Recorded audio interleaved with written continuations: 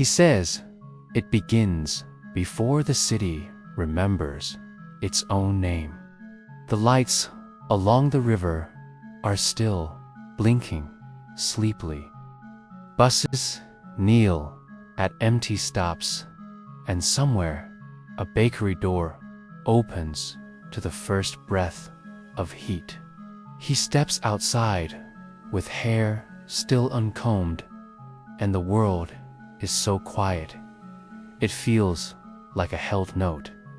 This is the story of one simple morning habit that changed his life.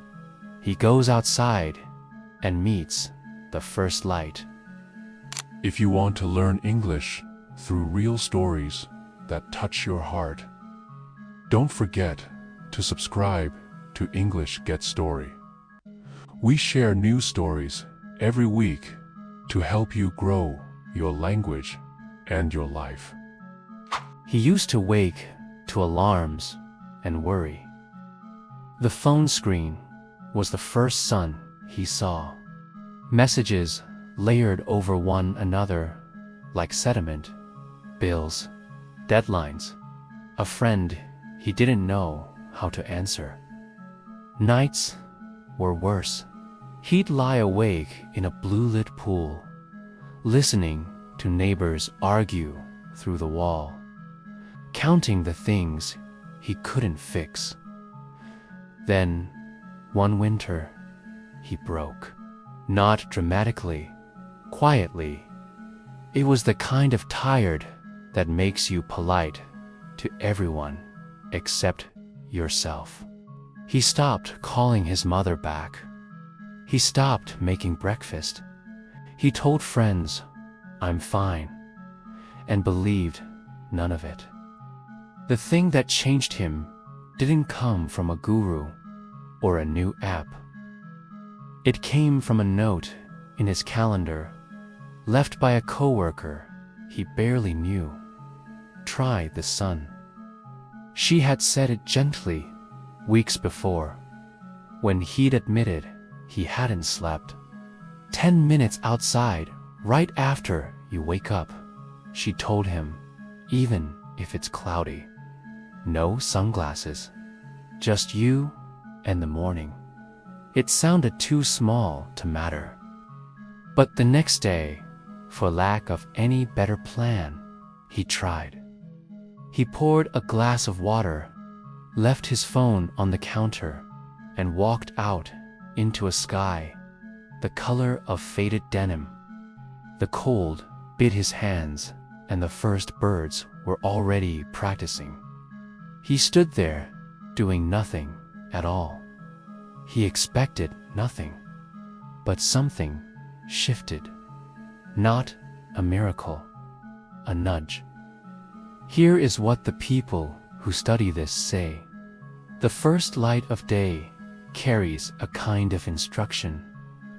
When that light reaches your eyes, it sends a quiet signal to the timekeeper in your brain, a clock that runs everything from hunger to mood to sleep. Researchers have shown that morning light helps set this clock. It can move your sleep earlier, lower late-night anxiety, and make falling asleep feel less like a fight. Hospitals use bright light therapy to help patients and shift workers reset. Sleep scientists from places like Northwestern and Stanford explain it simply. Morning light tells your body now, and 12 to 16 hours later, your body listens by getting ready for sleep.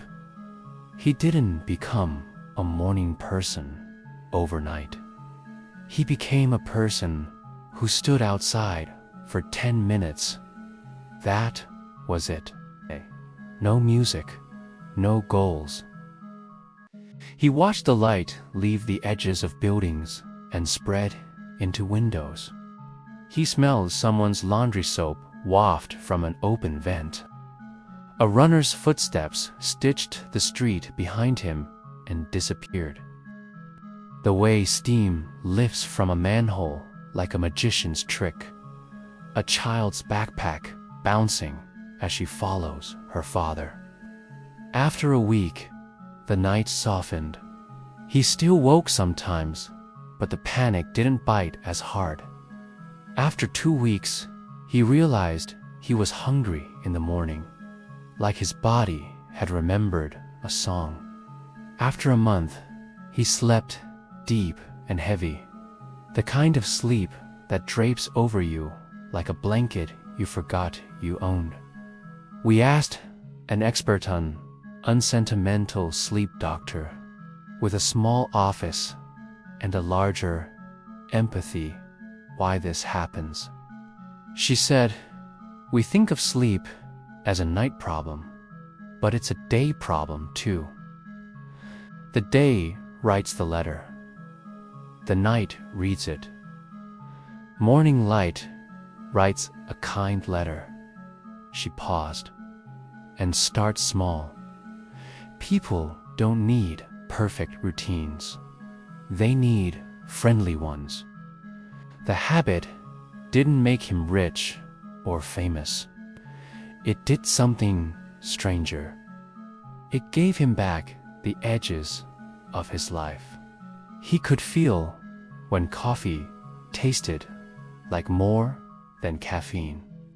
He called his mother not because he felt obligated, but because the sound of her voice felt like a place. He started walking to work one stop early so he could catch the river's wrinkled face and the cyclist who always wore a red scarf. And there was a surprise waiting in the past.